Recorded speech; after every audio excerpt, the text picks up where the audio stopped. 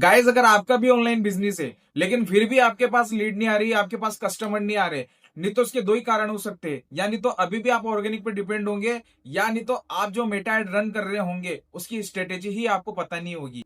Guys, अगर आप भी 2026 में अर्निंग करना चाहते हो, या आप अफिलिएट मार्केटिंग कर रहे हो, या आपका कोर्स सेलिंग का बिजनेस है, ड्रॉप शिपिंग कर रहे हो, या आप ई कॉमर्स कर रहे हो, तो मेटा एड को सीखना आपके लिए बहुत ही बड़ा कंपलसरी एक मेथड बन गया है मेरे दोस्तों। मेटा एड क्या करता है? मेटा एड आपको डायरेक्ट कस्टमर तक पहुंचा देता है, लेकिन वही बात अगर मैं ऑर्गेनिक की करूं तो ऑर्गेनिक के अंदर थोड़ा टाइम लगता है।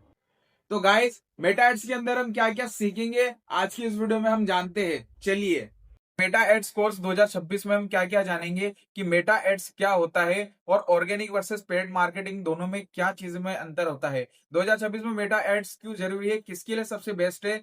जो लोग अफिलिएट मार्केटिंग, एमएलएम और कोर्स सेलिंग का काम कर रहे हैं, जो ड्रॉप शिपिंग कर रहे हैं और लोकल बिजनेस के अंदर है, वो उनके लिए जो है मेटा एड्स सबसे बहुत फायदेमंद चीज है। या अगर आपका ऑफलाइन बिजनेस है और आप उसको ऑनलाइन ले जाना चाहते हो तो मेटा एड्स जो है आपके लिए उस टाइम पर ही बहुत बेस्ट होगा। अगर आपका बिजनेस ऑनलाइन है और आप सेल्स नहीं आ रही है तो मेटा एड्स आपको डायरेक्टली जो है कस्टमर के मोबाइल तक ले जाता है।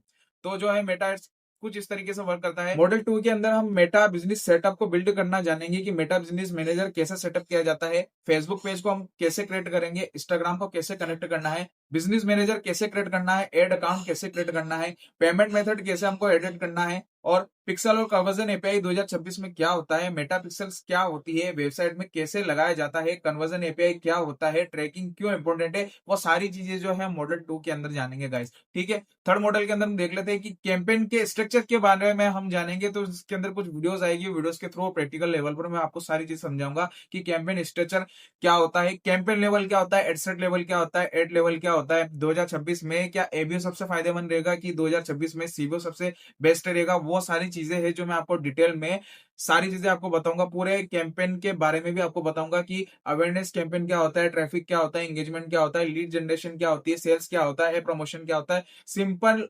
एक्सप्लेन आपको सारी चीजें हैं, मैं सारी चीजें बताऊंगा। याद रखना दोस्त, अगर आपने गलत ऑब्जेक्टिव अगर चूज कर लिया तो आपके सारे पैसे जो है मेटा में वेस्ट हो जाएंगे। इसलिए राइट ऑब्जेक्टिव चूज करना अभी के टाइम पे हमारे लिए बहुत ही जरूरी है। ठीक। मॉडल 4 के अंदर हम ऑडियंस टारगेटिंग के बारे में जानेंगे, कितने टाइप्स की ऑडियंस होती है, कोर ऑडियंस का मतलब क्या होता है, कस्टम ऑडियंस का मतलब क्या होता है, लुकलाइज ऑडियंस का मतलब क्या होता है, इंटरेस्ट के बेस पे जो है ऑडियंस को कैसे टारगेट किया जाता है, नैरो वर्सेस ब्रॉड टारगेटिंग का मतलब क्या होता है, और 2026 के अंदर ब्रॉड टारगेटिंग ही सबसे फायदेमंद क्यों चल रही है। ठीक है, तो वो सारी चीजें मैं आपको बताऊंगा। 5वें मॉडल के अंदर जो कि सबसे मोस्ट इंपोर्टेंट है, जो एफिलिएट मार्केटिंग या लीड जनरेशन का बिजनेस स्टार्टअप करने वाले हैं या कुछ काम करने वाले, तो उनके लिए 5वां जो मॉडल है बहुत ही इंपॉर्टेंट है कि लीड जनरेशन का सिस्टम कैसे बिल्ड किया जाता है, लीड फॉर्म एड्स कैसे चलाई जाती है, स्टैंड फॉर्म का मतलब क्या होता है, हाइगर स्टैंड फॉर्म का मतलब क्या होता है, कैसे इसको बनाना है, क्वेश्चन कैसे ऐड करने हैं, वो भी सारी चीजें मैं आपको बताऊंगा। व्हाट्सएप पर जो लीड है वो कैसे ऑटोमेटिकली हमको भिजवानी है, और ऑटोमेशन हमको कैसे लगाना है, वो सारी चीजें मैं आपको इसके अंदर बताऊंगा। छठा जो मॉडल रहेगा गाइस, वो बजट के स्ट्रेटेजी पर रहेगा कि डेली हमें बजट जो है कितना स्पेंड करना है, क्या हम 300 से बजट को स्टार्ट कर सकते हैं, टेस्टिंग फेज में कितना हमें बजट रखना है, और स्केलिंग फेज में हमको बजट की स्ट्रेटेजी क्या रखनी है, हॉरिजॉन्टल स्केलिंग क्या होता है, वर्टिकल स्केलिंग क्या होता है, डुप्लीकेट मेथड क्या होता है, वो सारी चीजें जो है मैं मॉडल 6 के अंदर आपको बताऊंगा। ठीक है, और 7 के अंदर हम ऑप्टिमाइजेशन और रिटारगेटिंग करना सीखेंगे कि सीटीआर का मतलब क्या होता है, सीपीएम का मतलब क्या होता है, और सीपीएल का मतलब क्या होता है, और आरओएस का मतलब क्या होता है।